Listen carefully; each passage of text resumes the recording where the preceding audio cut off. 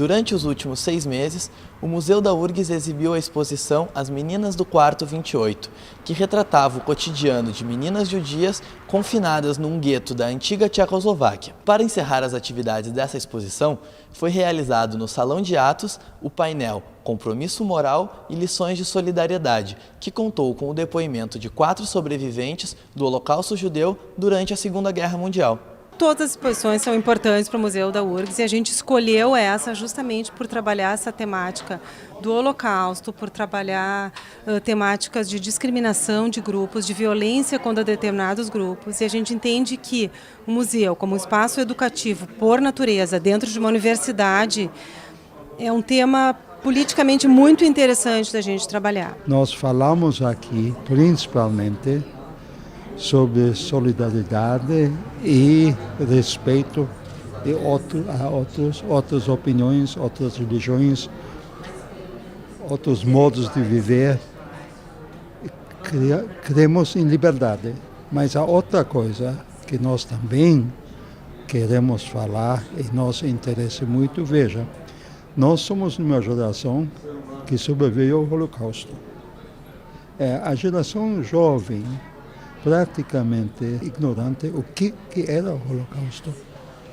E na nossa opinião, nós achamos que isso não deve ser esquecido. A minha mãe, que estava na minha frente, foi para o lado esquerdo. A mim me perguntou, quantos anos você tem? Eu não sei porque cargas de água disse 16, que logicamente não tinha. Mas a minha mãe, que foi para o lado esquerdo, foi diretamente para a Câmara de Gás de Auschwitz. Foi gente da guerra, uma fila inteira, não é? E depois falavam desse número. É difícil.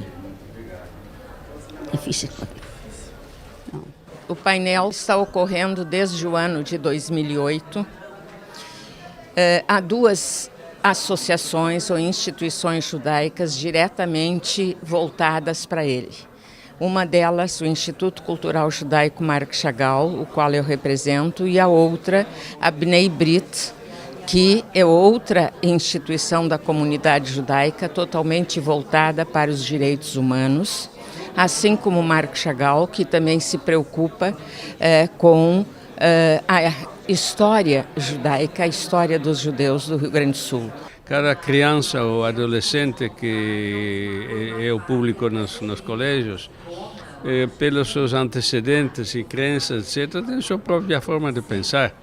Mas o que a gente tenta de que os fatos horrendos que a gente presenciou não se repitam e que entre as pessoas existe a harmonia, apesar da diferença de cultura, língua, religião, idade, etc. Não? Uma outra consequência,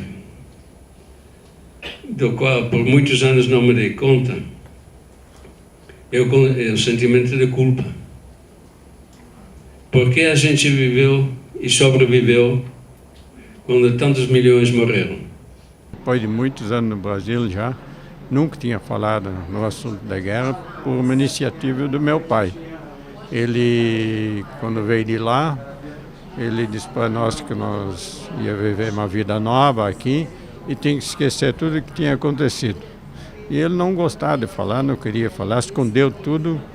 Ele recebeu condecorações e tudo, mas tudo ele jogou numa caixa e escondeu. Um dia eu conversei com um colega de trabalho, estava conversando com ele e falei alguma coisinha da guerra, então, e chegou num ponto que eu contei uma coisa que nunca tinha contado para ninguém, que o meu pai achava que não deveria falar, que meu pai escondeu umas famílias de judeus na nossa casa durante a guerra. A gente teve depoimentos aqui de solidariedade. A exposição também falava de meninas que ficaram confinadas dentro de um quarto, mas que foram ajudadas por adultos.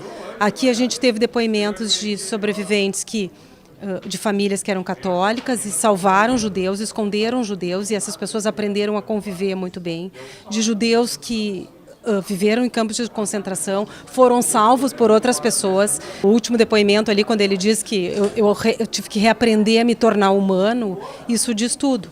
Essa é a importância de um museu trabalhar essas questões dentro de exposições. Então a exposição trabalhava histórias de meninas dentro de um quarto, mas era muito mais do que isso.